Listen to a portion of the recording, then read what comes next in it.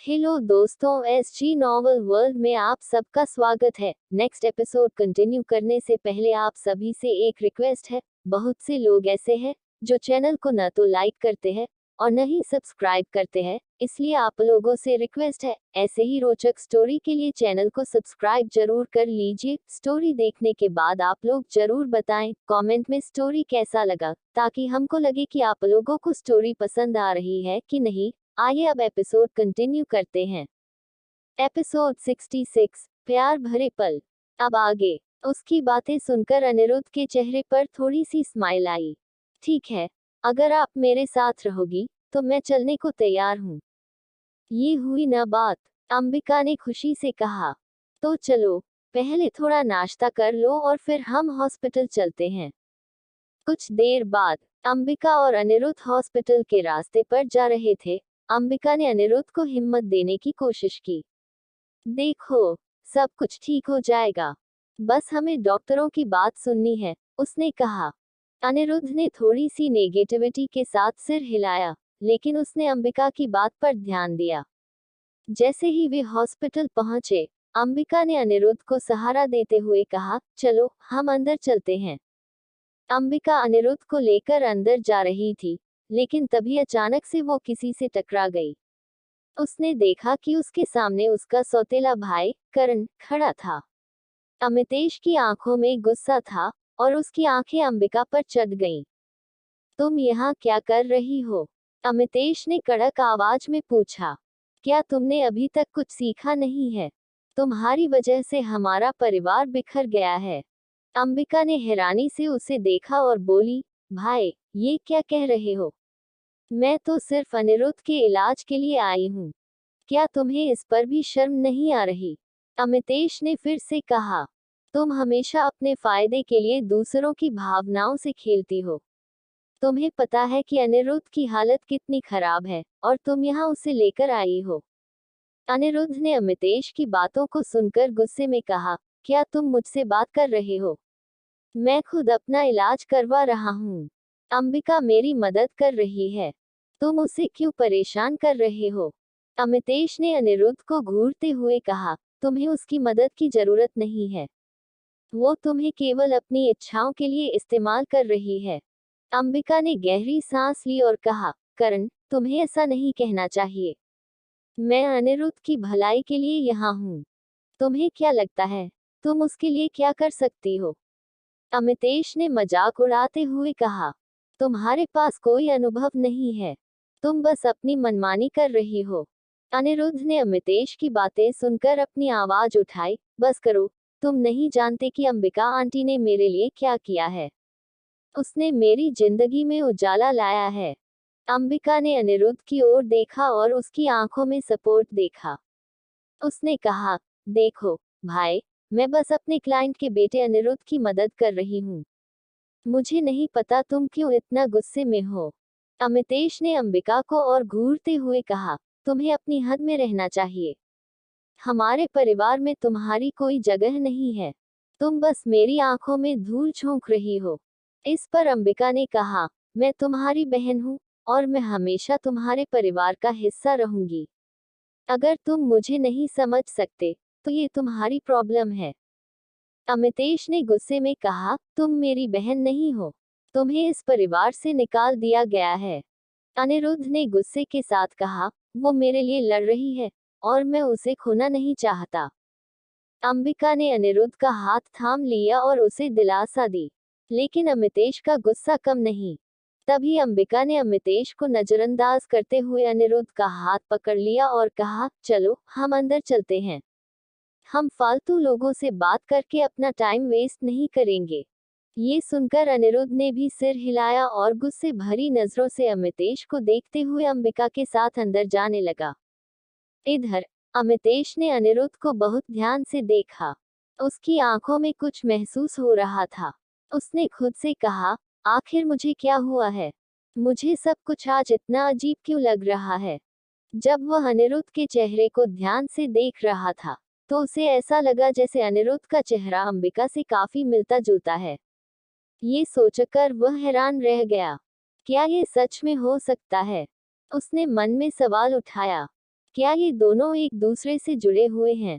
लेकिन ऐसा कैसे हो सकता है? मुझे तो कुछ समझ नहीं आ रहा है। आखिर यह चल क्या रहा है?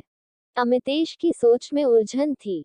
उसने अपने दिमाग में अंबिका के साथ अपने रिश्ते को दोबारा से सोचने की कोशिश की। क्या मैंने कुछ मिस किया है? क्या ये दोनों एक दूसरे से पहले से जानते हैं? मुझे इस सिचुएशन का हल निकालना होगा, उसने मन में सोचा। अंदर जाते वक्त अंबिका ने अनिरुद्ध का हाथ मजबूती से पकड़ा और उसे दिलासा देने की कोशिश की। चलो, हम अब सभी नेगेटिव को पीछे छोड़ देते हैं। हम इस पल में जीते हैं और तुम्हारे इलाज पर ध्यान करते हैं, उसने कहा। अनिरुद्ध ने अंबिका की बातों को ध्यान में रखते हुए उसे देखा और कहा, ओके। कुछ देर बाद केबिन के अंदर डॉक्टर आए। डॉक्टर को देखकर अंबिका ने मुस्कुराते हुए कहा, हेलो सर, आपसे मिलकर खुशी हुई। डॉक्टर ने भी मुस्कुराते हुए उनका स्वागत किया और पूछा, कैसे हैं आप दोनों? एक्चुअली अगले वीक हम यहाँ नहीं आ पाए थे क्योंकि मुझे कुछ इम्पोर्टेंट काम से बाहर जाना पड़ा था। लेकिन इस बार मैं अनिरुद्ध को अपने साथ लेकर आई हूँ। आई होप आप इसका चेकअप कर लेंगे, अंबिका ने निवेदन करते हुए कहा। डॉक्टर ने सिर हिलाते हुए कहा, हाँ जरूर। हमें अनिरुद्ध की कंडीशन का पूरा मुआयना करना होगा। प्लीज उसे यहाँ ले आइए। अनिरुद्ध ने थोड़ी हेजिटेंटली कदम बढ़ाया, लेकिन अंबिका ने उसे सपोर्ट देते हुए कहा, तुम्हें कोई फिक्र नहीं करनी चाहिए। डॉक्टर हमेशा हमारी भलाई के लिए होते हैं। जब वे डॉक्टर के पास पहुंचे, डॉक्टर ने अनिरुद्ध की हालात को समझने के लिए कुछ सवाल पूछे। अनिरुद्ध, तुमने पिछले कुछ दिनों में कैसे महसूस किया है? क्या तुम्हें कोई खास परेशानी हो रही है? अनिरुद्ध ने थोड़ा संकोच करते हुए कहा, मुझे कुछ खास नहीं लगता, लेकिन कभी कभी मुझे बहुत थकान महसूस होती है। डॉक्टर ने ध्यान से सुना और फिर कहा, ठीक है, मैं तुम्हारा चेकअप करूंगा। कुछ टेस्ट भी करवाने पड़ सकते हैं। इससे हमें तुम्हारी कंडीशन का बेहतर अंदाजा होगा।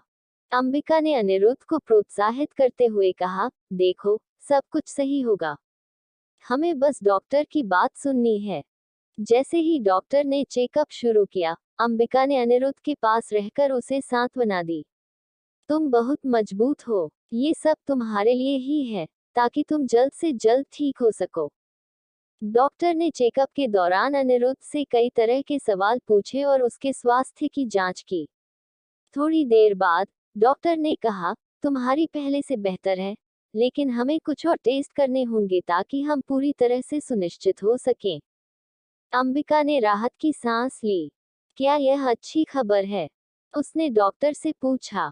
हाँ, यह एक अच्छी शुरुआत है, लेकिन हमें अभी और ध्यान देने की आवश्यकता है, डॉक्टर ने कहा।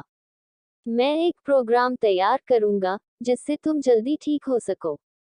इस पर अंबिका ने अनिरुद्ध की ओर देखा और कहा, देखा, सब कुछ सही दिशा में जा रहा है। हमें बस धैर्य रखना है। अनिरुद्ध ने थोड़ी सी स्माइल के साथ कहा, हाँ, तुम्हारे साथ होने से मुझे और हिम्मत मिलती है। डॉक्टर ने फिर कहा, ठीक है, अब तुम दोनों आराम करो। मैं तुम्हारे टेस्ट के परिणाम के साथ जल्दी ही वापस आऊंगा। जब डॉक्टर चले गए, अंबिका और अनिरुद्ध ने एक दूसरे की ओर देखा। फिर अंबिका ने मुस्कुराते हुए अनिरुद्ध से कहा, अब बहुत जल्द तुम्हारी रिपोर्ट आएगी, और अगर उसमें तुम्हारी इम्प्रूवमेंट अच्छी हुई तो तुम बहुत जल्द नॉर्मल हो जाओगे। फिर तुम भी स्कूल जाने की कोशिश करोगे, जैसा कि तुम बाहर बच्चों को देखते हो ना। तुम्हारा भी दिल करता होगा स्कूल जाने का। ये सुनकर अनिरुद्ध ने सिर हिलाकर मना कर दिया। ये देखकर अंबिका को कुछ समझ नहीं आया। उसने न समझते हुए कहा, क्या तुम्हारा मन नहीं करता स्कूल जाने का? इसके जवाब में अनिरुद्ध ने कहा, नहीं, मुझे कहीं नहीं जाना। मुझे सिर्फ अपने रूम में रहना है। ये सुनकर अंबिका उसे ध्यान से देखने लगी। इस वक्त उसे अनिरुद्ध पर बहुत प्यार आ रहा था। उसने उसे अपने सीने से लगा लिया और बोली, मुझे अच्छे से पता है कि इतने सालों तक अकेले कमरे में रहने से तुम्हारी हालत ऐसी हो गई है, लेकिन बहुत जल्द सब कुछ ठीक हो जाएगा। तुम फिक्र मत करो। ये कहकर वह मुस्कुराए, और अनिरुद्ध भी अंबिका को गले लगाकर उसके सीने से लग गया। यह महसूस करके अंबिका के चेहरे की स्माइल और भी बड़ी हो गई। कुछ समय बाद डॉक्टर वापस आए। उनके हाथ में अनिरुद्ध की रिपोर्ट थी। अंबिका ने डॉक्टर की ओर ध्यान से देखा और कहा, क्या रिपोर्ट में कुछ अच्छा है? डॉक्टर ने मुस्कुराते हुए कहा, हाँ, रिपोर्ट में काफी अच्छी सुधार दिख रहा है। अनिरुद्ध की कंडीशन में काफी सुधार हुआ है। मुझे लगता है कि अगर वह इस पॉजिटिव 5 दिशा में जारी रखे, तो वह जल्दी ही नॉर्मल जिंदगी जीना शुरू कर सकता है। ये सुनकर अंबिका के चेहरे पर खुशी की लहर दौड़ गई। क्या ये सच है? क्या अनिरुद्ध जल्द ही स्कूल जा सकेगा? उसने उत्सुकता से पूछा। डॉक्टर ने कहा, हाँ, लेकिन उसे धीरे धीरे अपनी दिनचर्या शुरू करनी होगी। पहले उसे हल्की फुल्की गतिविधियों से शुरुआत करनी होगी। उसके बाद, अगर वह खुद को ठीक महसूस करता है, तो वह स्कूल जा सकता है। अनिरुद्ध ने डॉक्टर की बात सुनी और खुशी से कहा, तो क्या मैं सच में स्कूल जा सकूंगा? डॉक्टर ने सिर हिलाया, बिल्कुल, लेकिन याद रखें, ये धीरे धीरे होगा। तुम्हें अपनी सेहत का ध्यान रखना होगा। अंबिका ने अनिरुद्ध के चेहरे पर एक नई उम्मीद देखी और उसे कहा, देखो, मैंने कहा था कि सब कुछ ठीक हो जाएगा। अब तुम जल्दी ठीक होने के लिए मेहनत करो। मैं तुम्हारे साथ रहूंगी। अंबिका के प्रोत्साहन से अनिरुद्ध ने हिम्मत जुटाई। वह जानता था कि यह उसका एक नया शुरुआत है। जब वे अस्पताल से बाहर आए, अंबिका ने कहा, चलो, आज हम कुछ खास करते हैं। क्या तुम चाहोगे कि हम पार्क चलें और थोड़ी देर वहां समय बिताएं? अनिरुद्ध ने कुछ सोचते हुए कहा, हाँ, मुझे पार्क जाना पसंद है। पार्क पहुंचने पर अंबिका ने अनिरुद्ध को चारों ओर की हरियाली दिखाते हुए कहा, देखो, कितना सुंदर है। यहाँ का हर एक कोना जिंदगी से भरा हुआ है। तुम्हें यहाँ आकर कितनी खुशी मिलेगी। अनिरुद्ध ने थोड़ी सी स्माइल के साथ कहा, हाँ, ये सच में बहुत सुंदर है। दोनों ने पार्क में टहलते हुए समय बिताया, खेल के मैदान में बच्चों को खेलते देखा, और अनिरुद्ध ने धीरे धीरे महसूस किया कि वह भी जल्द ही इन सब का हिस्सा बन सकता है। अचानक, उन्हें पास ही एक बच्चा खेलता हुआ नजर आया जो अनिरुद्ध की उम्र का था। बच्चे ने हंसते हुए गेंद को अपनी ओर लाया और अनिरुद्ध को बुलाया। आओ, हमारे साथ खेलो, बच्चे ने कहा। अंबिका ने अनिरुद्ध की ओर देखा, यह एक अच्छी मौका है। तुम खेल सकते हो। लेकिन अनिरुद्ध ने दूसरे बच्चों पर गुस्से के साथ कहा, आपको तो पता है ना कि मुझे खेलना पसंद नहीं है और ये अनजाने लोग हैं। मैं अनजाने के साथ नहीं खेलता। इसलिए प्लीज, मुझे घर लेकर चलिए। ये कहकर वह सीधे कार की तरफ बढ़ गया। ये सब सुनकर अंबिका के दिल में एक हल्का सा दर्द हुआ। उसने खुद से कहा, शायद मुझे अभी और मेहनत करनी पड़ेगी। अनिरुद्ध अभी दूसरे बच्चों के साथ खुलकर नहीं मिल सकता। जब तक वह सबके साथ खुलेगा और दोस्ती नहीं करेगा, तब तक वह न तो स्कूल जा पाएगा और न ही अपने जीवन में कुछ कर पाएगा। ये सब सोचते हुए वह भी सीधे अनिरुद्ध की तरफ कार में चली गई। कार में बैठते हुए अंबिका ने कोशिश की कि वह अनिरुद्ध को समझा सके। देखो अनिरुद्ध, ये सब तुम्हारे लिए है। बच्चों के साथ खेलना सिर्फ मस्ती नहीं है, ये तुम्हें नए दोस्त बनाने और अपनी स्थिति को बेहतर करने में मदद करेगा। अनिरुद्ध ने गुस्से से कहा, लेकिन मुझे खेलना पसंद नहीं है। मैं उन्हें नहीं जानता और मुझे उनकी संगत में कोई दिलचस्पी नहीं है। अंबिका ने उसकी बातों को ध्यान से सुना और धीरे से कहा, मैं समझती हूँ, लेकिन नए लोगों के साथ जुड़ना और थोड़ा खुलना तुम्हारे लिए जरूरी है। ये तुम्हारी सेहत के लिए भी अच्छा है। अनिरुद्ध ने कुछ नहीं कहा, लेकिन उसकी आंखों में एक अजीब सी निराशा थी। वह जानता था कि अंबिका उसका भला चाहती है, लेकिन उसे लगता था कि यह सब उसके लिए बहुत मुश्किल था। जब वे घर पहुंचे, तो हाल में रुद्रांश सोफे पर लीन होकर बैठा हुआ था, जिसके साथ शालिनी भी बैठी थी और उससे कुछ बातें कर रही थी। लेकिन रुद्रांश इस वक्त अपने फोन में बिजी था और वह उनकी बातों को नजरअंदाज कर रहा था। अनिरुद्ध और अंबिका अंदर पहुंचे। अनिरुद्ध बिना किसी को देखे सीधे अपने कमरे की तरफ जाने लगा, लेकिन तभी रुद्रांश की नजर उस पर पड़ी। उसने उसे रोकते हुए कहा, अनिरुद्ध, मेरे पास आओ। ये सुनते ही अनिरुद्ध के चलते कदम रुक गए और उसने गुस्से से अपने हाथों की मुट्ठियां बंद कर ली। उसके मन में रुद्रांश के प्रति नफरत और घृणा का एक तूफान चल रहा था। रुद्रांश ने अनिरुद्ध को अपने पास बुलाने के लिए थोड़ा और जोर से कहा, क्या तुम नहीं सुन सकते? मेरे पास आओ। अनिरुद्ध ने मुंह चिढ़ते हुए कहा, मुझे नहीं आना। मुझे तुमसे कोई बात नहीं करनी। रुद्रांश का चेहरा गुस्से से लाल हो गया। तुम समझते क्या हो, अनिरुद्ध? मैं तुमसे बस बात कर रहा हूँ। तुम ऐसे बर्ताव क्यों कर रहे हो? क्योंकि मुझे तुमसे बात करने में कोई दिलचस्पी नहीं है, अनिरुद्ध ने चिढ़ाते हुए कहा और मुंह मोड़ लिया। अंबिका, जो इस पूरी स्थिति को देख रही थी, तुरंत उनके बीच आई। उसने अनिरुद्ध का हाथ पकड़ते हुए कहा, चलो अनिरुद्ध, हम अंदर चलते हैं। रुद्रांश ने उन्हें रोकने की कोशिश की। अरे, तुम मेरी बात सुनने तो आओ। क्या तुम हमेशा ऐसे ही भागोगे? मुझे तुमसे कोई बात नहीं करनी, अनिरुद्ध ने फिर से गुस्से से कहा और अंबिका के साथ तेजी से कमरे में चला गया। जैसे ही वे कमरे में पहुंचे, अंबिका ने अनिरुद्ध को शांत करते हुए कहा, देखो, तुम अपनी भावनाओं को काबू में रखो। रुद्रांश का बर्ताव तुम्हें बुरा लग सकता है, लेकिन तुम्हें इसे नजरअंदाज करना होगा। तुम अपनी ताकत पर ध्यान दो। अनिरुद्ध ने गहरी सांस ली, लेकिन वह हमेशा मुझसे ऐसा ही बर्ताव करता है। मुझे ये सब बहुत बुरा लगता है। मैं जानती हूँ, अंबिका ने कहा, लेकिन तुम्हें समझना होगा कि इस तरह के लोग हमेशा रहेंगे। तुम सिर्फ अपनी प्रगति पर ध्यान दो, और अगर तुम्हें कभी जरूरत हो, तो मैं तुम्हारे साथ हूँ। अनिरुद्ध ने थोड़ा शांत होकर कहा, ठीक है, लेकिन मुझे सच में उससे नफरत है। मैं समझती हूँ, लेकिन तुम अपनी नफरत को सकारात्मकता में बदल सकते हो। तुम अपने काम पर ध्यान दो और उन चीजों पर ध्यान फोकस करो जो तुम्हें खुश करती हैं, अंबिका ने उसे समझाते हुए कहा। इस पर अनिरुद्ध ने सिर हिलाया। हुआ। एपिसोड 67, बहुत ज्यादा किस करने का दिल कर रहा है। अब आगे, मुझे तुमसे कोई बात नहीं करनी, अनिरुद्ध ने फिर से गुस्से से कहा और अंबिका के साथ तेजी से कमरे में चला गया। जैसे ही वे कमरे में पहुंचे, अंबिका ने अनिरुद्ध को शांत करते हुए कहा, देखो, तुम अपनी भावनाओं को काबू में रखो। रुद्रांश का बर्ताव तुम्हें बुरा लग सकता है, लेकिन तुम्हें इसे नजरअंदाज करना होगा। तुम अपनी ताकत पर ध्यान दो। अनिरुद्ध ने गहरी सांस ली, लेकिन वह हमेशा मुझसे ऐसा ही बर्ताव करता है। मुझे ये सब बहुत बुरा लगता है।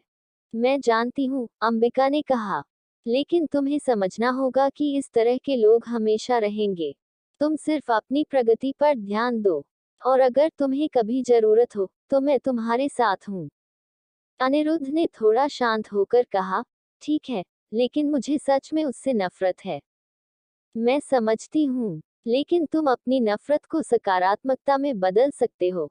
तुम अपने काम पर ध्यान दो और उन चीजों पर ध्यान फोकस करो जो तुम्हें खुश करती हैं, अंबिका ने उसे समझाते हुए कहा। इस पर अनिरुद्ध ने सिर हिलाया। रात का वक्त था। अंबिका इस वक्त बालकनी के झूले पर बैठी किसी ख्याल में खोई हुई थी। उसे इतना भी एहसास नहीं हुआ कि रुद्रांश कब उसके पास आकर बैठ गया और उसे घूरने लगा। वो अभी भी अपने ही ख्याल में खोई हुई थी, लेकिन तभी रुद्रांश ने उसे ध्यान से देखते हुए कहा, क्या सोच रही हो तुम? अचानक से रुद्रांश की आवाज से अंबिका होश में आई और वो तुरंत रुद्रांश देखते हुए बोली, मिस्टर रुद्रांश, आप कब आए? इसके जवाब में रुद्रांश ने कहा, तभी जब तुम अपने ख्याल में खोई हुई थी। ये सुनकर अंबिका ने फिर हल्की स्माइल के साथ कहा, कुछ नहीं, बस मैं अपनी जिंदगी के बारे में सोच रही थी। मेरी जिंदगी कहाँ से कहाँ पहुंच गई, मुझे तो एहसास ही नहीं हुआ। इसके जवाब में रुद्रांश ने उसके हाथ को पकड़कर कहा, मुझे पता है कि मैंने बहुत सारी गलतियां की है। अगर मैंने 5 साल पहले तुम्हें नहीं छोड़ा होता तो शायद तुम्हारी जिंदगी आज कुछ और होती। इसके लिए मैं हमेशा तुमसे माफी मांगता रहूंगा। ये सुनकर अंबिका ने मुस्कुराते हुए कहा, नहीं, आपको माफी मांगने की कोई जरूरत नहीं है। मुझे पता है कि आप इस वक्त काफी ज्यादा गिल्ट में हैं, लेकिन मैंने आपको माफ कर दिया है। क्योंकि कभी कभी सिचुएशन ऐसी होती है जिसे हम चाहकर भी बदल नहीं सकते। ये सुनकर रुद्रांश उसे गौर से देखने लगा और फिर तभी अंबिका धीरे से आगे बढ़ी और रुद्रांश के सीने पर अपना सिर रख दी। ये देखकर रुद्रांश के चेहरे पर एक गहरी सी स्माइल आ गई। उसने उसे कमर से पकड़कर अपनी बाहों में खींच लिया। अंबिका के चेहरे पर भी स्माइल आ गई और वो अपनी आंखें बंद करके बोली, मिस्टर रुद्रांश, सच कह रही हूँ, आपके पास आने से मुझे वाकई सुकून मिलता है। पहले मुझे लगता था कि ये एक बेचैनी है, उलझन है, लेकिन अब मुझे एहसास हो रहा है कि ये ना तो कोई बेचैनी थी ना ही कोई उलझन, बल्कि ये तो सिर्फ और सिर्फ सुकून था। और अब मैं आपको माफ करके आगे बढ़ चुकी हूँ। शायद अब मैं आपके साथ ही जिंदगी बिताना चाहती हूँ। ये सुनकर रुद्रांश ने उसे अपनी बाहों में कसते हुए कहा, थैंक यू सो मच, मुझे एक्सेप्ट करने के लिए। लेकिन तभी अंबिका ने उदासी के साथ कहा, हम दोनों के एक्सेप्ट करने से कुछ नहीं होगा मिस्टर रुद्रांश। आपकी मोम मुझे बिल्कुल पसंद नहीं करती, वो तो मुझे हमेशा गुस्से से ही देखती रहती है। मुझे कभी कभी बहुत डर लगता है उनसे। ये सुनकर रुद्रांश ने उसे चीन से पकड़ते हुए कहा, तुम्हें उनसे डरने की कोई जरूरत नहीं है, बल्कि तुम्हें उनका सामना करना चाहिए। अगर वो तुमसे कुछ कहती भी है तो तुम उन्हें साफ साफ जवाब दे सकती हो। ये सुनकर अंबिका ने अपना सिर हिलाते हुए कहा, आपने बिल्कुल ठीक कहा, मैं उन्हें जवाब दे सकती हूँ, लेकिन वो आपकी मोम है, ये सोचकर मैं जवाब नहीं दे पाती। इसके जवाब में रुद्रांश ने कहा, मैं तुम्हें परमिशन देता हूँ, क्योंकि जब कोई इंसान गलत करता है तो हमें उसे समझाना चाहिए, सबक सिखाना चाहिए और जवाब भी देना चाहिए। और इन तीनों में तुम जो चाहे वो कर सकती हो। ये सुनकर अंबिका ने मुस्कुराते हुए कहा, दुनिया के आप पहले बेटे होंगे जो अपनी माँ को सबक सिखाने के लिए मुझसे ऐसी बात कर रहे हैं। ये सुनकर रुद्रांश अपनी भौहें चढ़ाकर बोला, क्योंकि मैं दुनिया का सबसे अलग इंसान हूँ, इसीलिए शायद। ये सुनकर अंबिका फिर मुस्कुरा कर कहा, मिस्टर रुद्रांश, आप सच में अलग इंसान हैं। आपने मेरे लिए बहुत कुछ किया है।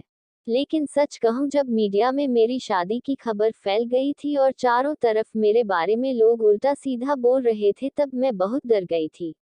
लेकिन फिर जैसे ही आपने सब कुछ अपने हाथ में लिया और जल्दी ठीक कर दिया, तब मुझे बहुत सुकून मिला।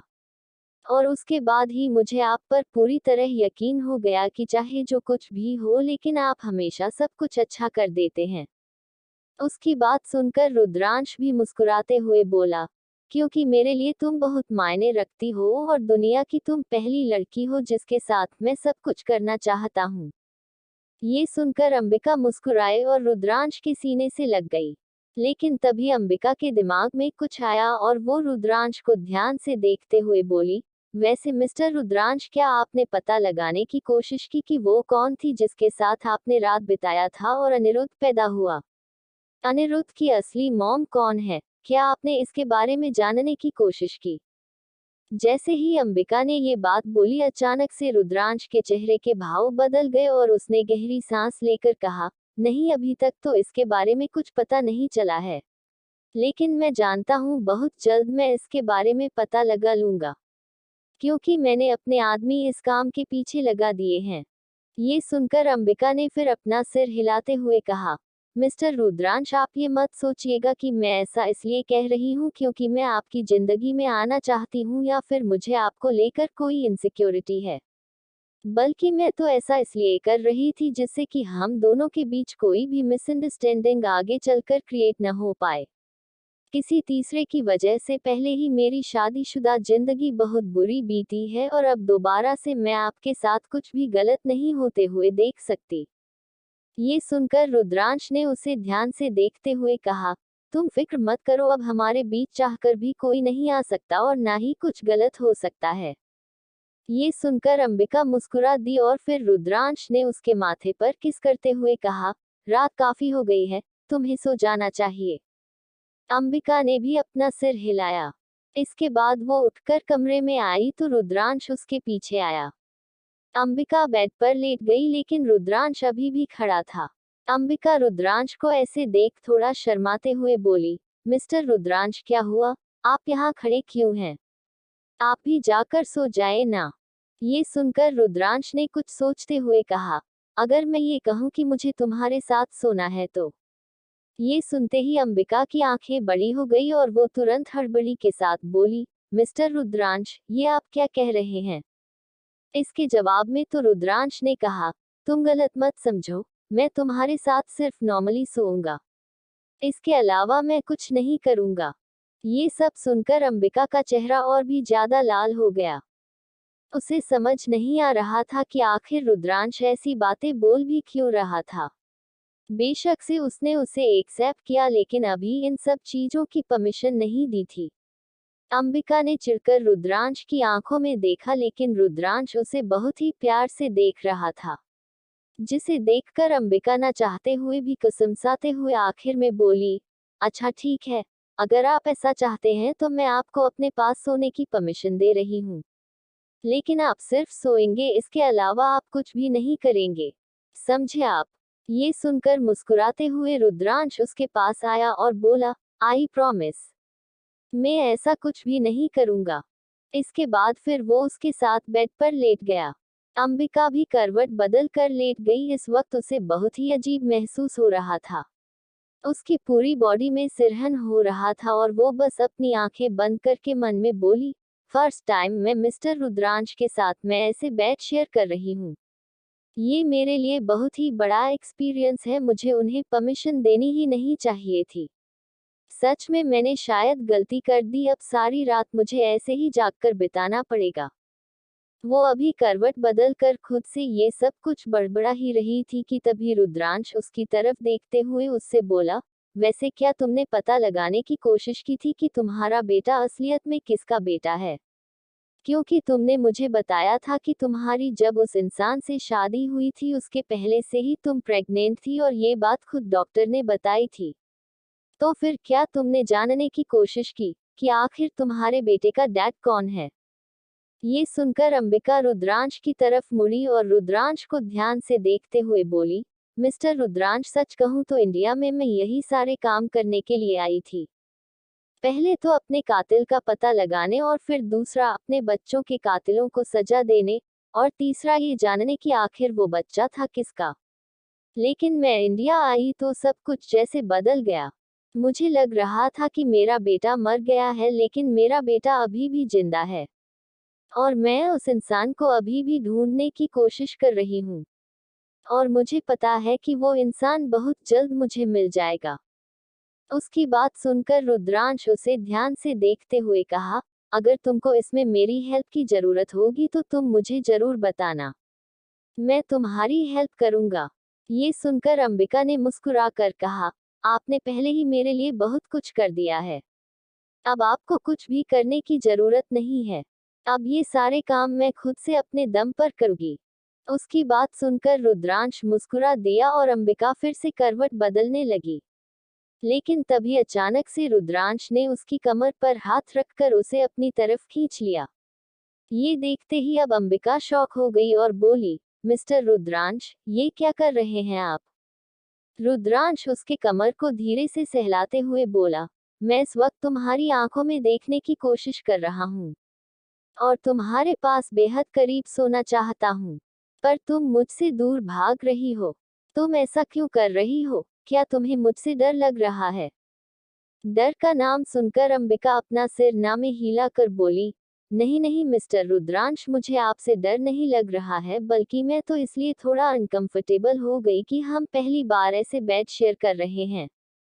इसके जवाब में रुद्रांश मुस्कुराया और उसे अपनी बाहों में भरते हुए बोला, हमें अभी से आदत डाल लेनी चाहिए, क्योंकि आगे चलकर हमें बेड शेयर करना पड़ेगा और साथ में ही बेड पर जो होता है वो भी करना पड़ेगा। जैसे ही रुद्रांश ने ये बात बोली, अंबिका की आंखें बड़ी हो गई और वो रुद्रांश को घूरते हुए बोली, बेड पर और क्या क्या होता है सोने के अलावा? रुद्रांश ये सुनकर मुस्कुरा कर बोला, तुम अच्छे से जानती हो कि बेड पर सोने के अलावा और क्या क्या हो सकता है।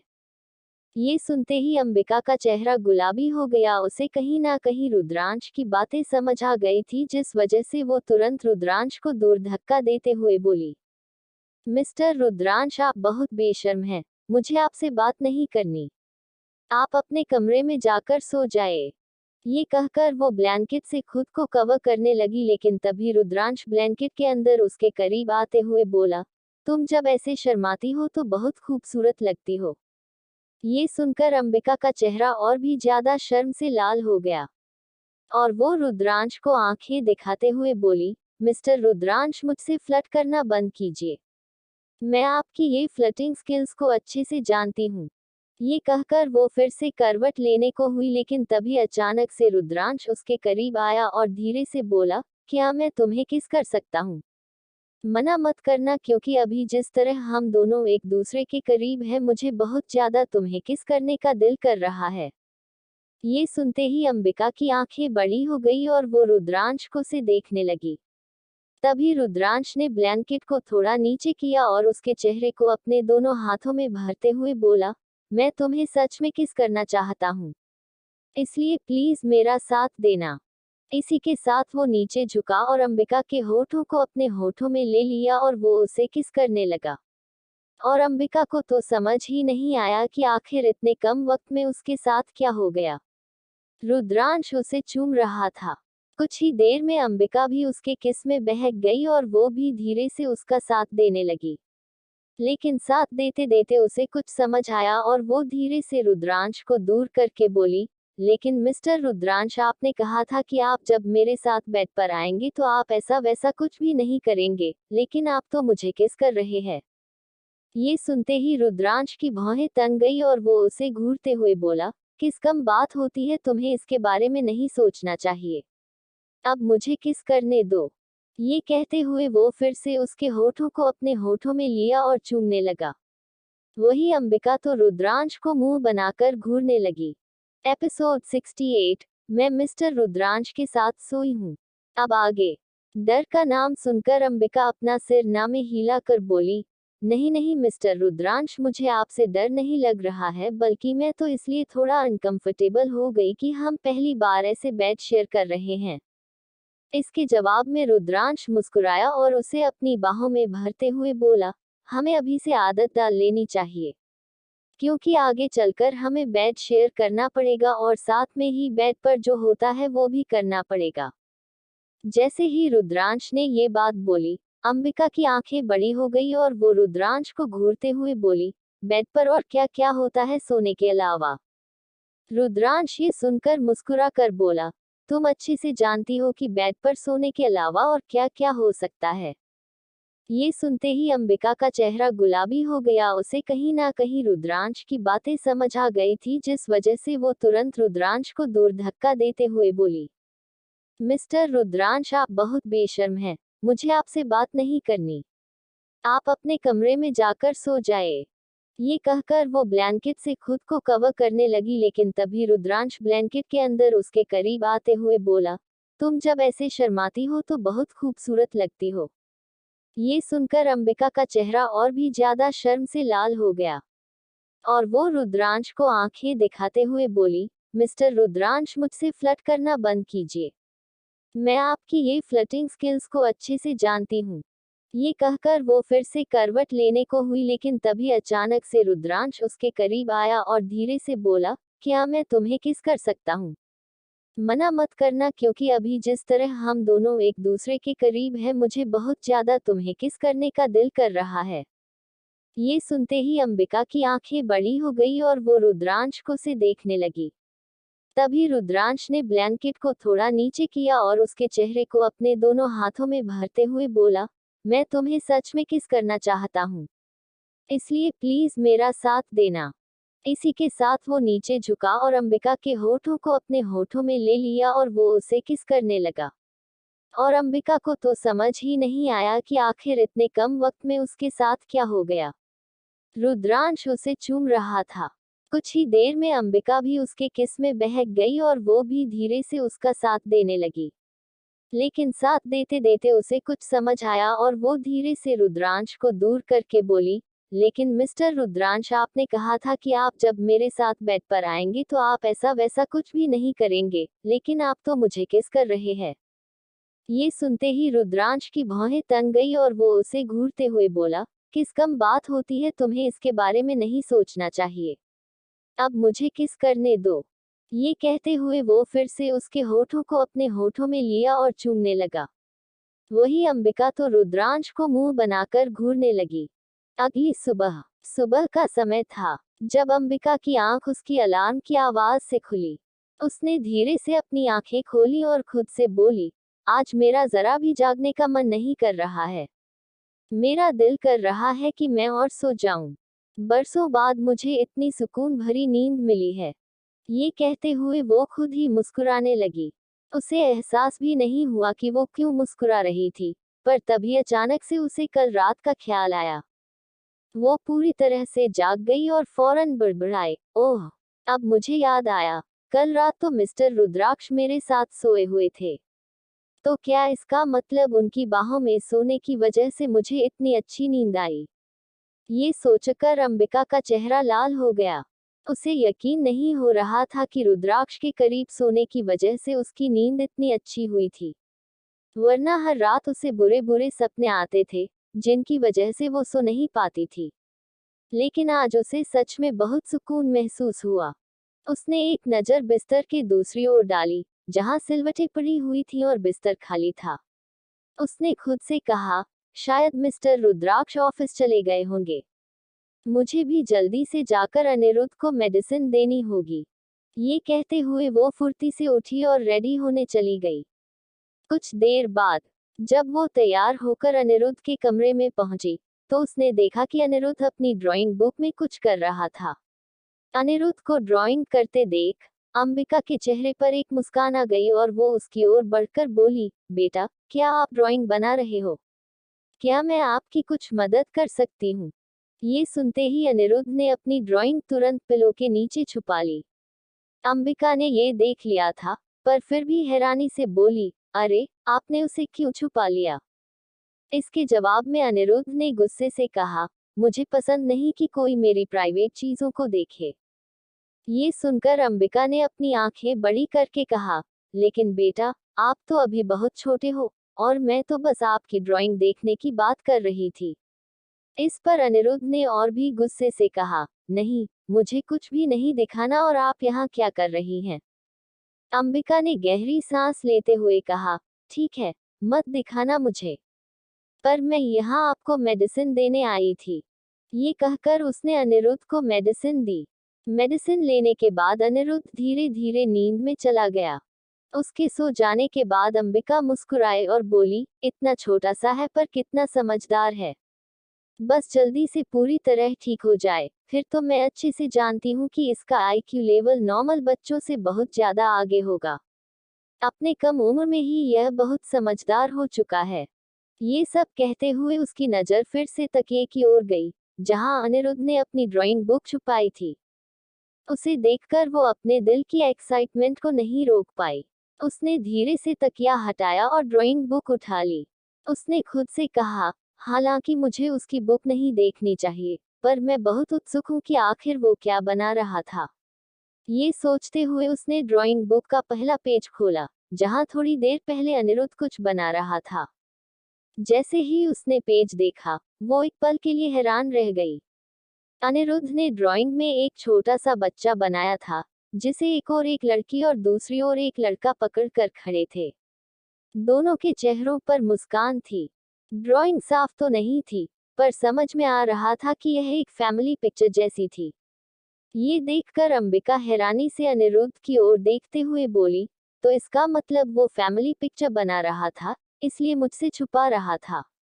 लेकिन उसने बहुत अच्छी ड्राइंग की है, खासकर इस फैमिली को। अचानक कहते कहते अंबिका रुक गई। उसे एक पल के लिए कुछ समझ नहीं आया और उसने मन में सोचा, एक मिनट, ये फैमिली पिक्चर है। क्या ऐसा तो नहीं है कि अनिरुद्ध ने अपनी मम्मा और मिस्टर रुद्राक्ष को सोचकर ये बनाया हो? शायद यही हो सकता है। मैं भी क्यों खुश हो रही हूँ। मेरे लिए तो यहाँ कुछ भी नहीं है। ये सोचते हुए अंबिका ने न चाहते हुए भी ड्राइंग बुक को वापस तकिए के नीचे रख दिया और वहां से चली गई।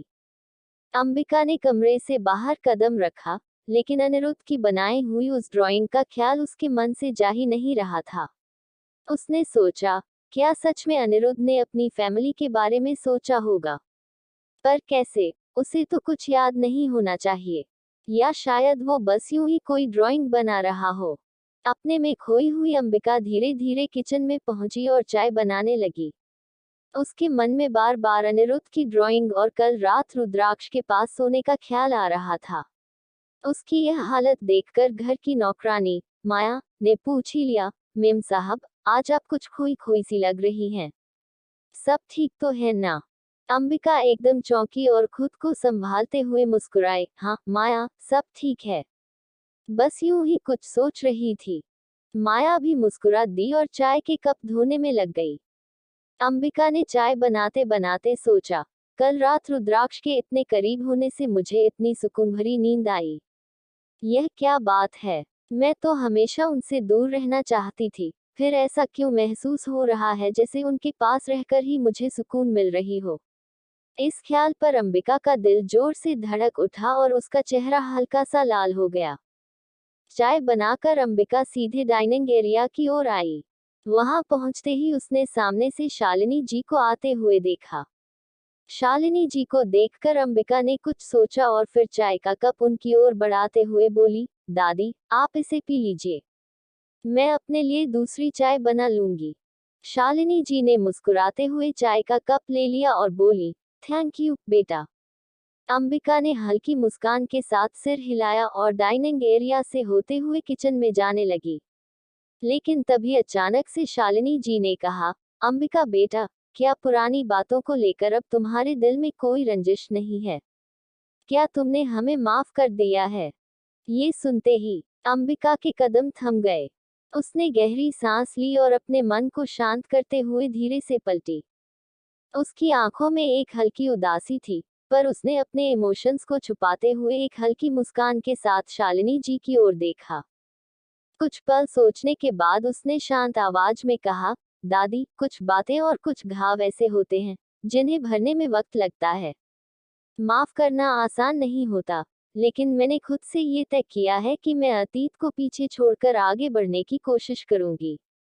आपके लिए मेरे दिल में कोई रंजिश नहीं है। शालिनी जी ने राहत की सांस ली और प्यार से अंबिका का हाथ थाम लिया। उन्होंने कहा, बेटा, हमें तुम्हारी तकलीफ का अंदाजा है। हमें पता है कि हमने तुमसे कितना अन्याय किया, और उसका पछतावा हमें हमेशा रहेगा। लेकिन तुमने जिस तरह से हमें माफ करने का बड़ा दिल दिखाया है, उसके लिए मैं तुम्हें दिल से शुक्रिया देती हूँ। तुम्हारी इस बड़प्पन के लिए हम हमेशा तुम्हारे आभारी रहेंगे। अंबिका ने हल्की मुस्कान के साथ जवाब दिया, दादी, मैं बस यही चाहती हूँ कि इस घर में अब सब खुश रहें। जो कुछ भी हुआ उसे मैं बदल नहीं सकती, लेकिन अब मैं कोशिश करूंगी कि आगे का हर पल शांति और खुशियों से भरा हो। शालिनी जी की आंखों में नमी आ गई। थोड़ी देर बाद अंबिका खुद को संभालते हुए मुस्कुराए और बोली, दादी, मैं आपके लिए कुछ नाश्ता भी बना देती हूँ। आप आराम से चाय पीजिए। शालिनी जी ने सिर हिलाते हुए कहा, बिल्कुल बेटा। अंबिका किचन की ओर बढ़ गई, लेकिन उसके दिल में आज अजीब सा सुकून था। ऐसा लगा जैसे बरसों पुराना एक बोझ उसके दिल से उतर गया हो। रुद्रांश अपने केबिन की ग्लास विंडो के पास खड़ा था। चेहरे पर कोई भी भाव नहीं थे।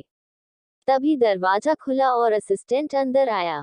उसने रुद्रांश को देखते हुए सिर झुकाकर कहा, सर, हमने अस्पताल में जाकर पूरी जानकारी जुटाई है।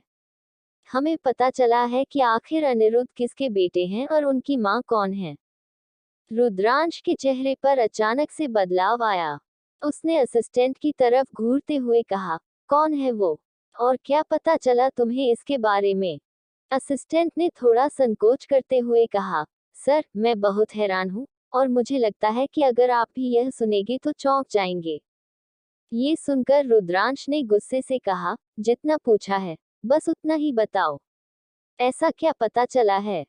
असिस्टेंट ने गहरी सांस लेते हुए कहा, सर, 5 साल पहले जो बच्चा आपको कूड़ेदान में मिला था, उसके पास से कुछ दूरी पर एक अस्पताल था।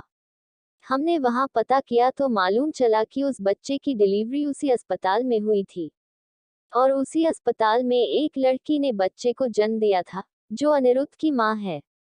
रुद्रांश ने गुस्से से कहा, ये तो मुझे पहले से पता है। लेकिन इसके बाद क्या हुआ? जब उसने अनिरुद्ध को जन्म दिया तो उसे कूड़ेदान में फेंक कर क्यों चली गई? क्या इसके पीछे कोई कहानी है? ये सुनकर असिस्टेंट चुप हो गया। उसे समझ नहीं आया कि वो आगे क्या कहे। रुद्रांश असिस्टेंट की चुप्पी देखकर और भी गुस्से में आ गया। उसने कड़क आवाज में कहा, मैंने कुछ पूछा है। मुझे हर बात बताओ, जो भी पता चला है। असिस्टेंट ने घबराते हुए कहा, सर, हमें पता चला कि बच्चे की मां को अस्पताल में गंभीर हालत में लाया गया था।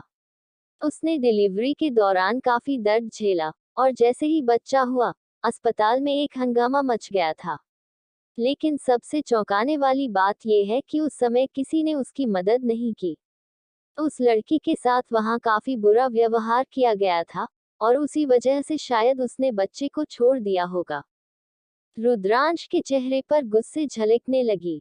उसने कठोर स्वर में कहा, तो ये सब उस अस्पताल में हुआ था, और कोई भी उस लड़की की मदद के लिए आगे नहीं आया। क्या तुमने उस लड़की का नाम या उसके परिवार के बारे में कुछ पता लगाया? असिस्टेंट ने जवाब दिया, सर, हमने वहां के रिकॉर्ड्स खंगाले और पाया कि उस लड़की का नाम अंबिका है। उसी वक्त उसे किसी गंभीर केस के चलते अस्पताल से बाहर कर दिया गया था। उसके पास कोई सहारा नहीं था, और शायद उसी वजह से उसे बच्चा छोड़ने का फैसला करना पड़ा। रुद्रांश की आंखों में एक गहरी बेचैनी थी। उसने खुद से बुदबुदाते हुए कहा, क्या उसने वाकई इतनी बड़ी तकलीफ झेली है? कुछ क्षण रुकने के बाद उसने असिस्टेंट से कहा, मुझे और भी जानकारी चाहिए। हर वो बात पता लगाओ जो उस दिन उस लड़की के साथ हुई थी। और एक बात और, इस बात का जिक्र किसी से भी मत करना। मैं खुद इसके बारे में सोचूंगा कि आगे क्या करना है। असिस्टेंट ने सिर झुकाकर कहा, जी सर, मैं पूरी जानकारी जुटाकर आपके पास जल्दी ही लौटता हूँ। रुद्रांश गहरी सोच में डूबा हुआ ग्लास विंडो के बाहर देखने लगा। उसके मन में कई सवाल उमड़ रहे थे। क्या अंबिका की जिंदगी में उस दिन के बाद सब बदल गया था? क्या अनिरुद्ध उसी का बेटा है? और अगर ऐसा है, तो क्यों उसे ये सच इतनी देर बाद पता चल रहा है? असिस्टेंट के जाने के बाद रुद्रांश अपने अंदर की उथल पुथल से जूझने लगा, मानो अचानक उसकी जिंदगी के कई अधूरे पन्ने खुलने लगे हों। एपिसोड 69, प्यार भरे एक पल। अब आगे। रुद्रांश की आंखों में एक गहरी बेचैनी थी। उसने खुद से बुदबुदाते हुए कहा, क्या उसने वाकई इतनी बड़ी तकलीफ झेली है? कुछ क्षण रुकने के बाद उसने असिस्टेंट से कहा, मुझे और भी जानकारी चाहिए। हर वो बात पता लगाओ जो उस दिन उस लड़की के साथ हुई थी। और एक बात और, इस बात का जिक्र किसी से भी मत करना। मैं खुद इसके बारे में सोचूंगा कि आगे क्या करना है। असिस्टेंट ने सिर झुकाकर कहा, जी सर, मैं पूरी जानकारी जुटाकर आपके पास जल्दी ही लौटता हूँ। रुद्रांश गहरी सोच में डूबा हुआ ग्लास विंडो के बाहर देखने लगा।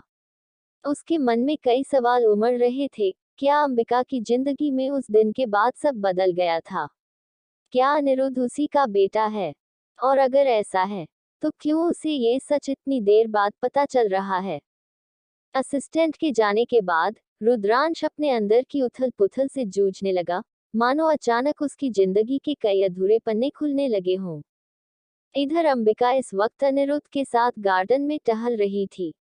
शाम का वक्त था और उसके चेहरे पर इस वक्त अनिरुद्ध को देखकर एक अलग ही स्माइल थी, क्योंकि अनिरुद्ध भी उसके साथ आज काफी खुश नजर आ रहा था। अंबिका उसे प्यार से देखते हुए बोली, पता नहीं क्यों पर कभी कभी मुझे ऐसा लगता है कि जैसे अनिरुद्ध का चेहरा मेरे जैसा है। ये बिल्कुल मुझे अपने जैसे दिखाई देता है। लेकिन ये सिर्फ मेरी इमेजिनेशन है, ऐसा कुछ भी नहीं है। ये बात मैं अच्छे से जानती हूँ। ये कहते हुए वो मुस्कुराए और फिर से अनिरुद्ध को ही देखने लगी, जो इस वक्त कुछ पेड़ के पास खड़ा उसे ध्यान से देखने की कोशिश कर रहा था। अंबिका कुछ सेकंड तक उसे देखती रही और फिर उसके पास आते हुए बोली, अनिरुद्ध बेटा, अब जैसा कि आप बाहर निकलने लगे हो, तो क्या आपको स्कूल जाने का मन करता है? स्कूल का नाम सुनते ही अनिरुद्ध के चेहरे की जो स्माइल थी वो एकदम से गायब हो गई। उसने गुस्से के साथ कहा, मुझे कहीं नहीं जाना। मुझे सिर्फ आपके साथ बाहर आना है, जैसे कि अभी मैं बाहर घूम रहा हूँ। जहाँ पर मुझे आपके बिना जाना पड़ेगा वहाँ मुझे बिल्कुल भी नहीं जाना, और ना ही वहाँ जाना मुझे पसंद है। उसकी ये बात सुनकर अंबिका ने हैरानी के साथ कहा, लेकिन बेटा, ये तो बहुत गलत बात है। तुम्हें कभी ना कभी तो अकेले जाना पड़ेगा ना। और स्कूल तो तुम्हें वैसे भी जाना है।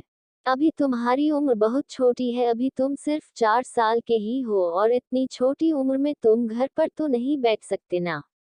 ये सुनकर अनिरुद्ध ने गुस्से के साथ कहा, आपको मेरी बात समझ नहीं आती। मैंने कहा ना, मुझे आपके बिना कहीं नहीं जाना। उसकी ये बात सुनकर अब अंबिका को समझ नहीं आया कि वो क्या बोले।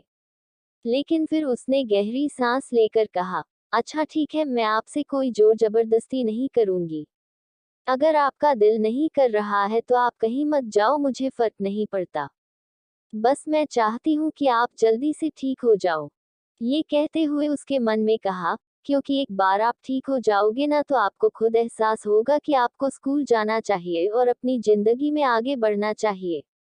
इसलिए मेरा अभी जो इम्पोर्टेंट मकसद है वो सिर्फ आपको ठीक करना है। ये कहते हुए वो फिर उसके साथ बिजी हो गई। इधर दूसरी तरफ एक छोटे से अपार्टमेंट के अंदर इस वक्त अमितेश गुस्से से चारों तरफ तोड़ फोड़ कर रहा था और जोर जोर से चिल्ला रहा था, रुद्रांश अग्निवंशी, तुमने ये ठीक नहीं किया। पल भर में तुमने मुझसे मेरा घर छीन लिया, कंपनी छीन ली, गाड़ी छीन लिया और भी सब कुछ छीन लिया। अब मैं रोड पर आ गया हूँ और इस छोटे से अपार्टमेंट के अंदर हूँ। मैं सच में तुम्हें इसके लिए माफ नहीं करूंगा। तुमने अपनी जिंदगी की सबसे बड़ी गलती की है। तभी कमरे से शेरा बाहर निकलते हुए गुस्से के साथ बोला, ये मेरा घर है और क्या हालत कर लिया है तुमने अपनी और मेरे घर की। देखो अमितेश, मैंने तुम्हें यहाँ आने की परमिशन दी है, इसका मतलब ये नहीं तुम मेरे घर की ऐसी इंसल्ट करोगे। ये सुनते ही अमितेश ने दांत पीसते हुए कहा, तेरे घर में कुछ है ही क्या जिसकी मैं इंसल्ट करूंगा। ये छोटा सा घर मेरे बाथरूम से भी छोटा है। ये सुनते ही शेरा ने गुस्से के साथ कहा, अगर ऐसी बात है तो तुम यहाँ से अभी के अभी चले जाओ। ये सुनते ही दांत पीसते हुए अमितेश ने कहा, जब सबने मेरा साथ छोड़ दिया है तो मुझे अच्छे से पता है तुम भी मेरा साथ छोड़ दोगे। लेकिन एक बात याद रखना, बहुत जल्द मैं फिर से सब कुछ हासिल करूंगा और फिर एक एक को सबक सिखाऊंगा। ये सुनकर शेरा ने गहरी सांस लेकर कहा, देखो मैं तुम्हें नहीं छोड़ रहा हूँ, लेकिन तुम्हारे अंदर अभी भी घमंड है, तुम्हारे हाथ से सब कुछ चला गया तुम्हारे इसी घमंड के चलते, और तुम अभी कह रहे हो कि तुम सब कुछ हासिल करोगे। आखिर तुम्हारे दिमाग में चल क्या रहा है, क्या तुम मुझे साफ साफ बताओगे। वो रुद्रांश अग्निवंशी एक ही दिन में तुम्हारे साथ ये सब कुछ करके चला गया और तुम चाहकर भी कुछ नहीं कर पाए। ये सारी बातें सुनकर गुस्से के साथ अमितेश ने कहा, तो तुम ही बताओ और मैं क्या करूं। क्या मेरे पास कुछ करने के लिए बचा है। ये सुनकर गहरी सांस लेते हुए शेरा ने कहा, हाँ मुझे पता है, अभी के लिए तो तुम्हारे पास कुछ भी करने के लिए नहीं बचा, क्योंकि तुम्हारी कंपनी भी तुम्हारे हाथ से चली गई, घर घर चला गया, सब कुछ चला गया।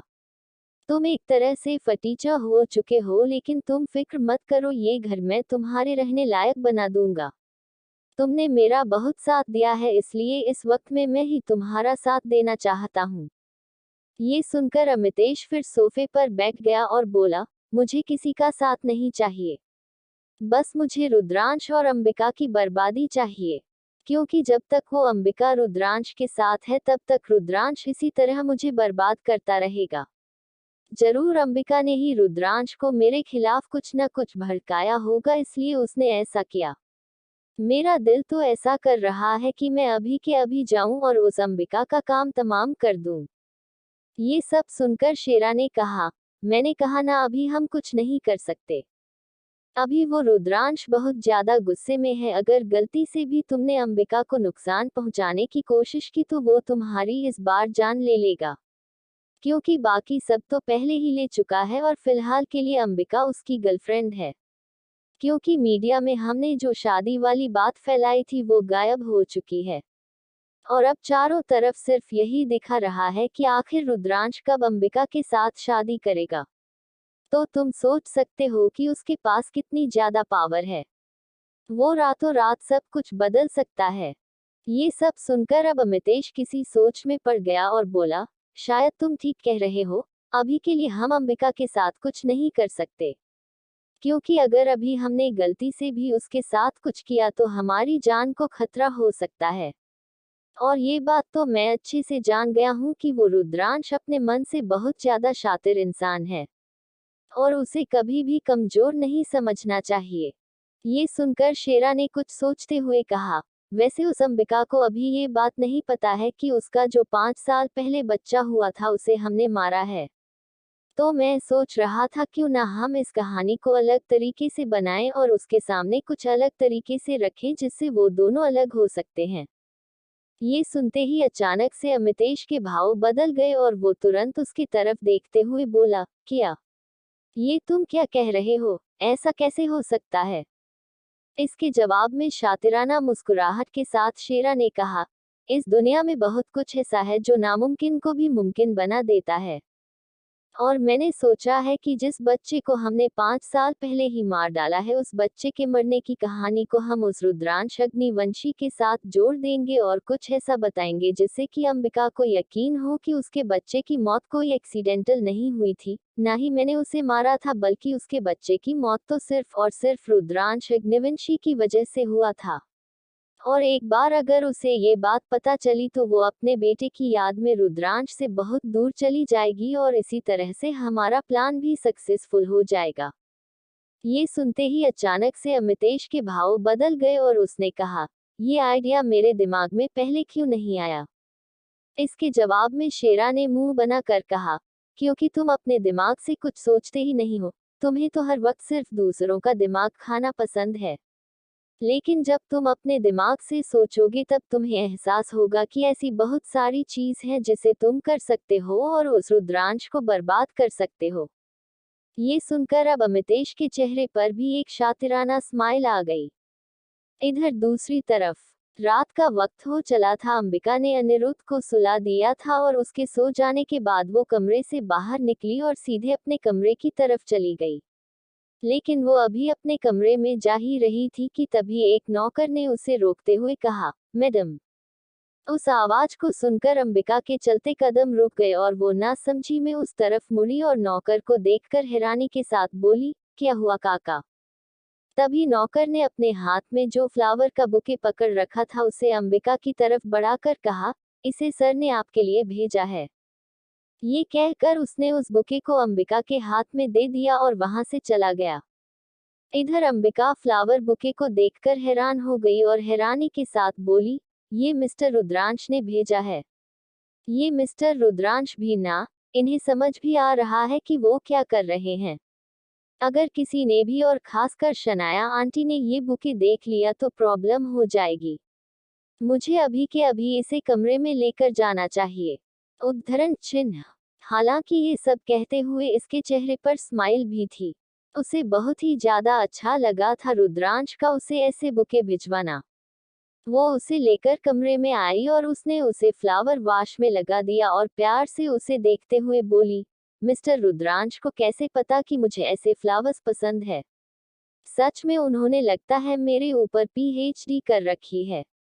ये कहते हुए वो मुस्कुराने लगी और फिर वॉशरूम में चली गई। कुछ ही देर में वो शावर लेकर बाहर निकली। इस वक्त वो बाथरोब में थी, उसके बाल गीले थे और वो मिरर के सामने आकर अपने बालों को सुखाने लगी। लेकिन तभी अचानक से दरवाजा खुला। दरवाजा खुलने की आवाज को सुनकर अंबिका थोड़ी सी हड़बड़ाकर उसने तुरंत अपने बाथरोब को ठीक किया। लेकिन तभी रुद्रांश अंदर की तरफ आया। रुद्रांश को देखकर अंबिका ने धीरे से कहा, मिस्टर रुद्रांश, आप नॉक करके क्यों नहीं आते? आपको पता है कि मैं किसी भी कंडीशन में रह सकती हूँ और अभी तो मैंने कपड़े भी नहीं पहने। प्लीज यहाँ से बाहर जाए।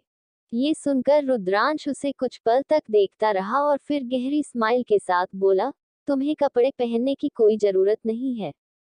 ये सुनते ही एक पल के लिए अंबिका शॉक हो गई और शोक होकर बोली, क्या? ये आप क्या कह रहे हैं मिस्टर रुद्रांश?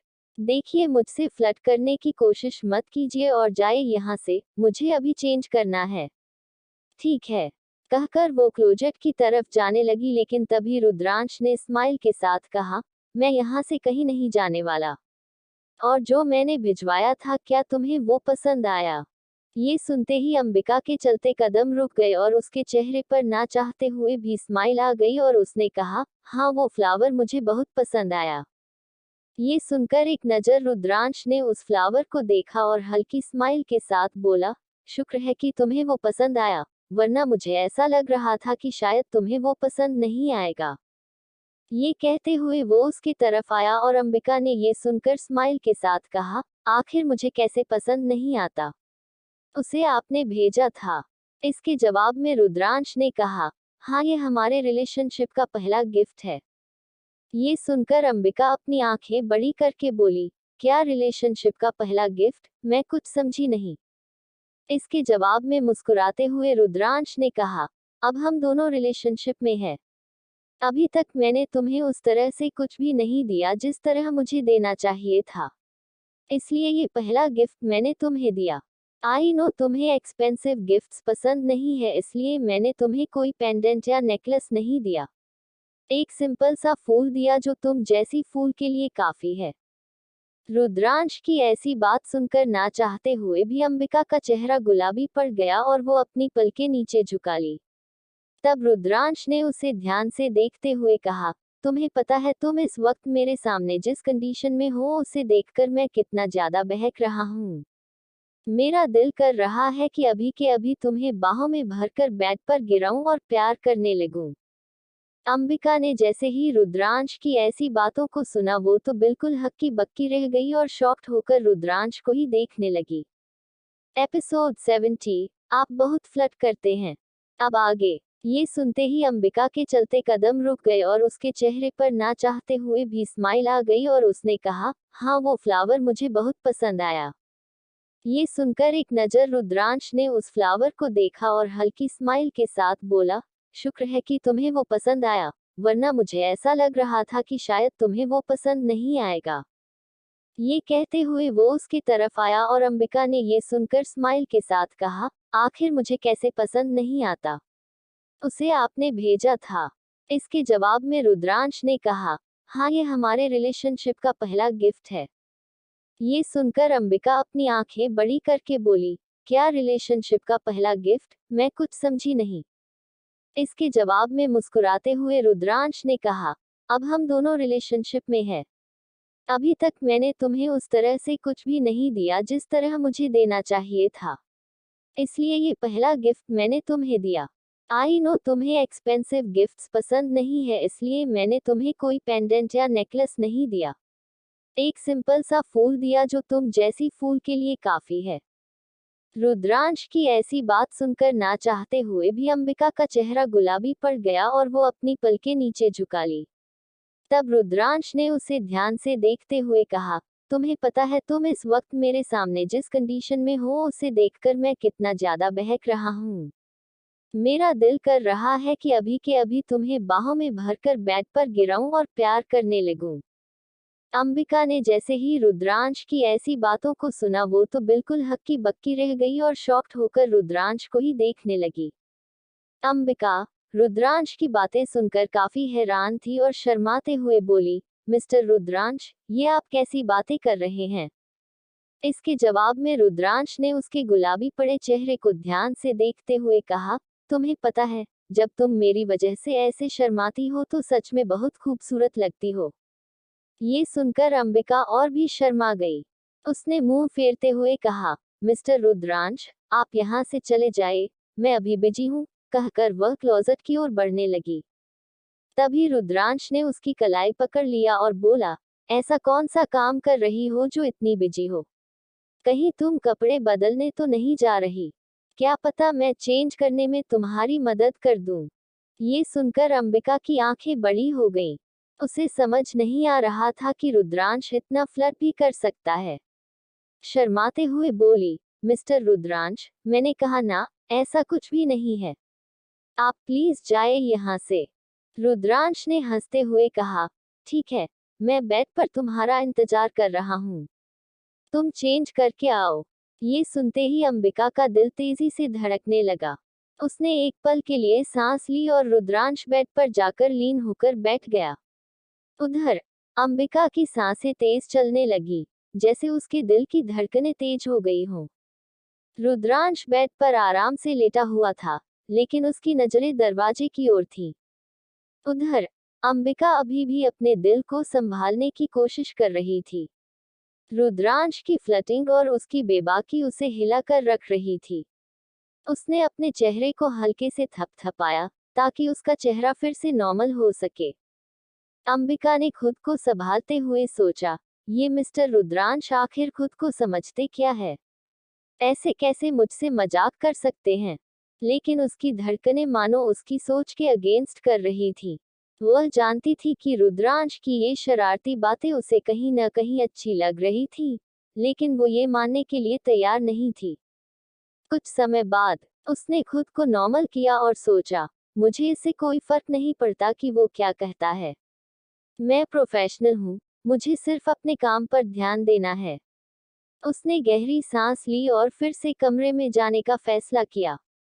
जैसे ही वो कमरे में दाखिल हुई, रुद्रांश ने मुस्कुराते हुए कहा, तो मैडम वापस आ गईं। मैंने तो सोचा था कि शायद आप मुझसे नाराज होकर कहीं और चली गई हैं। अंबिका ने उसे नजरअंदाज करते हुए कहा, मुझे आपके साथ कोई बहस नहीं करनी है। रुद्रांश प्लीज, मुझे अपना काम करने दीजिए।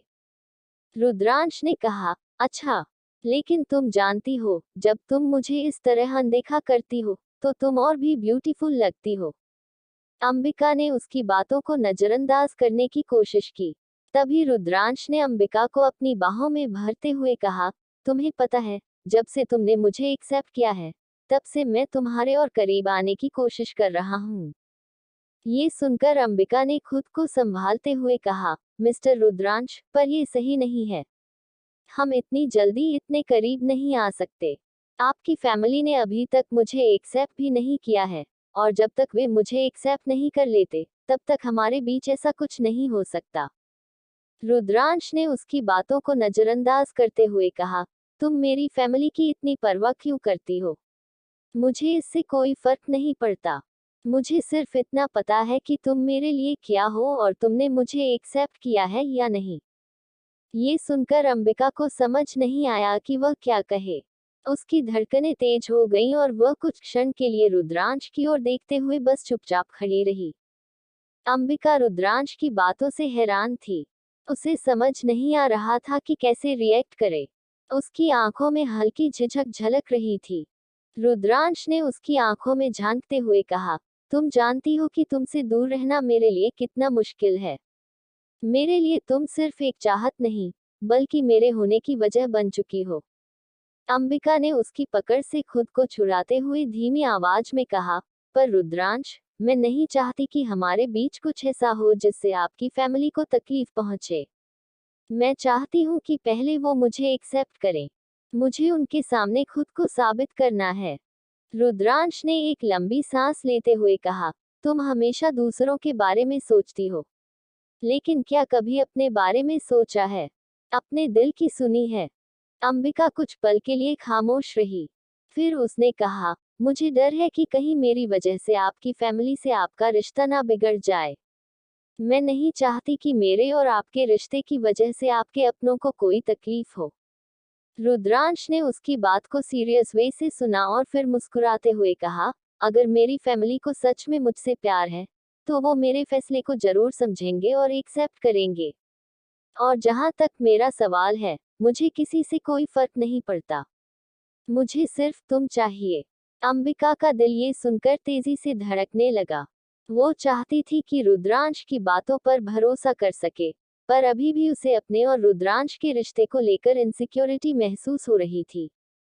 उसने सिर झुकाते हुए कहा, देखिए रुद्रांश, मुझे थोड़ा और वक्त चाहिए। मैं चाहती हूँ कि हम दोनों मिलकर इस रिश्ते को समझदारी से आगे बढ़ाएं। रुद्रांश ने उसकी बात से उसके चेहरे को हल्के से छुआ और कहा, ठीक है, मैं तुम्हें जितना वक्त चाहिए, उतना दूंगा। लेकिन याद रखना, चाहे जो भी हो, मैं हमेशा तुम्हारे साथ हूँ। अंबिका ने उसकी ओर देखा और हल्की में स्माइल के साथ सिर हिला दिया। इधर अंबिका ने अपना फोन देखा। फोन पर एक अनजान नंबर दिख रहा था। अनजान नंबर को देखकर अंबिका सोच में पड़ गई कि ये कौन हो सकता है जो इतनी रात को उसे कॉल कर रहा है। शायद कोई फेक कॉल होगी। ये सोचकर उसने पहली बार तो कॉल को डिस्कनेक्ट कर दिया, लेकिन लगातार कॉल आने लगे, जिसे देखकर अंबिका और उलझन में पड़ गई। आखिरकार उसने कॉल को पिक किया और बोली, कौन है जो मुझे इतनी रात को परेशान कर रहा है? रुद्रांश ने देखते देखते अंबिका को अपनी बाहों में भर लिया। अंबिका ने अपना सिर रुद्रांश के सीने पर रख लिया और अपनी आंखें बंद कर ली। तभी अचानक उसे अपने फोन की रिंग सुनाई दी, जिसे सुनकर वह एक पल के लिए हैरान हो गई। वहीं रुद्रांश गुस्से में बोला, जब भी हम साथ समय बिताने की कोशिश करते हैं, कोई न कोई हमें डिस्टर्ब कर ही देता है। इस तरह से तो मैं फ्रस्ट्रेटेड हो जाऊंगा। मुझे कोई डिस्टरबेंस नहीं चाहिए जब मैं तुम्हारे साथ हूँ। अंबिका ने गहरी सांस लेते हुए कहा, मिस्टर रुद्रांश, परेशान मत होइए। ये किसी क्लाइंट का कॉल होगा। मैं कह दूंगी कि मैं अभी फ्री नहीं हूँ। ये कहकर अंबिका ने फोन की ओर देखा, और फोन देखकर उसके चेहरे के हाव भाव बदल गए। उसने कहा, मैं अभी बात करके आती हूँ, और उठने लगी। तभी रुद्रांश ने उसका हाथ पकड़ लिया और बोला, तुम अभी कहीं नहीं जाओगी? अंबिका ने हैरानी से पूछा, लेकिन क्यों? रुद्रांश ने जवाब दिया, क्योंकि जब तुम दोनों बात करना शुरू करते हो, तो तुम्हारी बातें खत्म ही नहीं होती। मैं नहीं चाहता कि तुम सारा वक्त उन्हें दे दो और हमें एक पल भी ना मिले। रुद्रांश की इस बात पर अंबिका थोड़ी कंफ्यूज हो गई और समझ नहीं पाई कि वह क्या कहे। उसकी आंखों में हल्की सी स्माइल उभरी, लेकिन उसने रुद्रांश को जवाब नहीं दिया। कॉल के दूसरी तरफ से कुछ पल के लिए खामोशी छाई रही। अंबिका ने फिर से पूछा, कौन है? अचानक एक गहरी, रहस्यमयी आवाज ने कहा, तुम्हें मुझे इतनी जल्दी भूल जाना चाहिए था, अंबिका। अंबिका की सांसें थम सी गईं। यह आवाज उसे जानी पहचानी लग रही थी, पर वह पहचान नहीं पा रही थी। उसने साहस जुटाकर पूछा, तुम कौन हो? वह आवाज फिर बोली, भूल गई या भूलने की कोशिश कर रही हो? कभी हम साथ थे, अंबिका। अंबिका का दिल जोर जोर से धड़कने लगा। दिमाग में पुरानी यादें उभरने लगी, पर वह किसी निष्कर्ष पर नहीं पहुंच पा रही थी। उसने अपने डर को छुपाते हुए कहा, देखो, जो भी हो, मुझे डराने की कोशिश मत करो। मुझे सब कुछ भूल चुका है। अब बताओ, तुम क्या चाहते हो? वह आवाज हल्की हंसी के साथ बोली, यादें इतनी आसानी से धुंधली नहीं होती, अंबिका। और जल्द ही तुम्हें सब याद आ जाएगा। बहुत जल्द। इसके बाद कॉल कट गई। योजक चिन्ह। तभी अद्वैक आगे बढ़ा और उसने तान्या के होठों को चूम लिया। तान्या की आंखें बड़ी हो गईं और वह तुरंत उसे खुद से दूर करके बोली, अद्वैक, क्या कर रहे हो तुम? इसके जवाब में अद्वैक ने हल्का सा मुस्कुराते हुए कहा, क्यों, क्या हुआ? क्या तुम्हें ये पसंद नहीं आया? तान्या ने शर्माते हुए कहा, पर मैं अभी इसके लिए तैयार नहीं हूँ। ये सुनकर अद्वैक ने मुस्कुराते हुए कहा, तो इसमें तैयार होने वाली कौन सी बात है? मैंने तो सिर्फ एक किस किया है। तान्या ने उसे घूर कर देखा। एक किस? क्या तुम्हें लगता है कि यह इतना आसान है? हम अभी डेटिंग कर रहे हैं, और यह सब बहुत जल्दी हो रहा है। अद्वैक ने उसकी आंखों में देखा और कहा, मैं समझता हूँ, तान्या। लेकिन ये सिर्फ एक किस है, जो मैं तुम्हें अपने प्यार का एहसास कराने के लिए किया। क्या तुम सोचती हो कि यह हमारी कहानी का पहला कदम नहीं हो सकता? तान्या ने कुछ पल चुप रहकर सोचा। शायद, लेकिन मुझे इस तरह के इमोशंस को संभालने में समय लगेगा। मैं इंतजार करूंगा, अद्वैक ने कहा, उसकी आवाज में गंभीरता थी। मैं तुम्हारे लिए किसी भी चीज के लिए तैयार हूँ। तुम्हारी खुशियों की कीमत मेरे लिए सबसे ज्यादा है। तान्या ने उसकी बातों को सुना और एक हल्की स्माइल उसके चेहरे पर आई। ठीक है, लेकिन हमें एक दूसरे की सीमाओं का सम्मान करना होगा। बिल्कुल, मैं हमेशा तुम्हारी भावनाओं का ख्याल रखूंगा, अद्वैक ने कहा। बस तुम अपने दिल की सुनो। तब तान्या ने उसकी ओर देखा और बोली, अच्छा, चलो, इस पल का एंजॉय लेते हैं। उसने एक गहरी सांस ली और कहा, लेकिन अगले बार, अगर तुम ऐसा कुछ करोगे, तो मैं पहले से तैयार रहूंगी। ये तो एक वादा है, अद्वैक ने कहा, और फिर दोनों ने हंसते हुए इस खूबसूरत पल को फिर से जीने का फैसला किया। कैंडल की रोशनी में दोनों के बीच का रोमांस और गहरा होने लगा, और उन्होंने एक दूसरे के साथ बिताए गए हर पल का पूरा एंजॉय लिया। अद्विक और तान्या के बीच थोड़ी देर तक हंसी मजाक का सिलसिला चलता रहा। कैंडल की रोशनी, हल्की म्यूजिक और अद्विक के साथ बिताए हुए इस पल ने तान्या को कहीं गहराई में छू लिया। वह महसूस कर रही थी कि अद्विक के साथ उसे एक अलग ही सुकून मिल रहा है।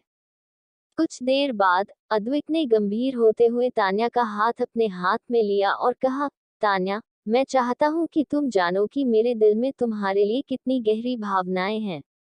मैं तुम्हारे बिना खुद को अधूरा महसूस करता हूँ। तान्या उसकी आंखों में देखते हुए बोली, अद्विक, मैं भी महसूस करती हूँ कि मेरे जीवन में तुमसे ज्यादा कोई और मायने नहीं रखता। लेकिन मैं बस थोड़ा समय चाहती हूँ। मैं तुम्हें हर वक्त तुम्हारा समय देने को तैयार हूँ, अद्विक ने धीरे से कहा।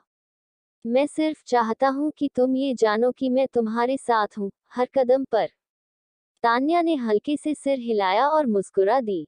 दोनों के बीच एक गहरा सन्नाटा छा गया, जो शब्दों से कहीं अधिक गहराई से उनकी भावनाओं को बयां कर रहा था। कुछ देर बाद अद्विक ने अपने फोन की ओर देखा और हंसते हुए बोला, लगता है हम यहाँ काफी देर से हैं। मुझे लग रहा था कि यह सिर्फ एक डिनर डेट होगी, लेकिन देखो, रात भी काफी हो गई है।